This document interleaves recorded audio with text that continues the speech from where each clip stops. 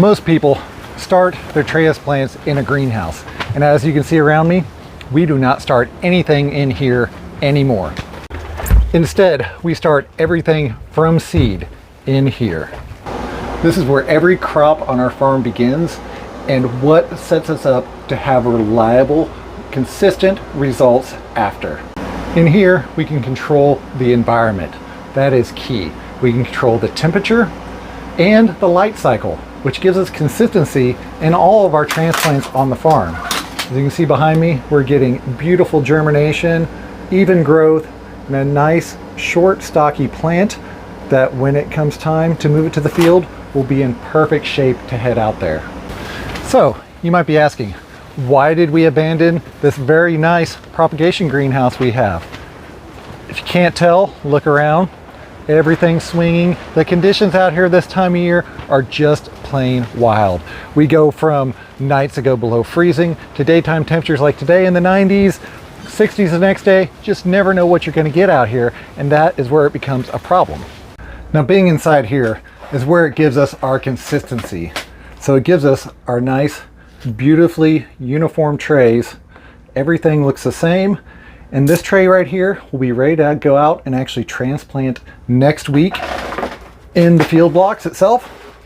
I found I do not have to worry about hardening them off or transitioning to the outside when I'm on these grow racks. I'll turn around and show you the layout of the room and how we're actually running this thing. As I said, we are looking for a system for consistency along this grow rack. And the way we achieve that is by controlling the temperature. We actually have an Inkbird controller over here in the corner. It is a heating and cooling module. The cooling side runs the air conditioner. The heating side runs just this little mini heater right here that actually controls this whole entire space. From here, we have a baker's rack with LED lights installed. You can see them very well right there. Got some shut off down here at the bottom. Makes them a little bit easier to see. These are actually Barina LED lights. They're 4 foot long. You can get them on Amazon. I have some links down on the bottom if you want to check them out. I would advise only buying the blue color tone here.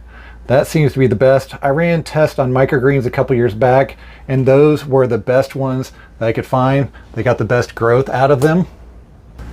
And the consistency and germination is just amazing in here. I mean, that tray right there, it's a 98 cell flat.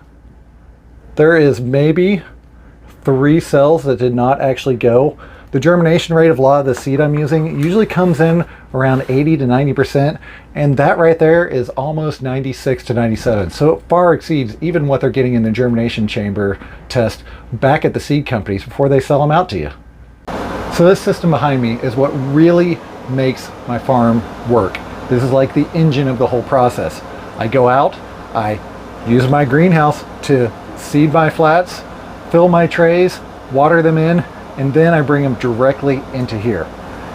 They go directly underneath the lights because now we're in a controlled environment. They're going to get light 16 hours a day on and then 8 hours off in the evening. The watering becomes easier because I simply can come through, lift the trays, and I use a 32-ounce cup and feed these trays in these little bottom flat holders 32 ounces once every 2 days or every day, kind of depending on the light cycle. Now, again with these lights, as you can see, they are very, very close to the seedlings themselves. I mean, we're talking 3 inches off, and that is critical.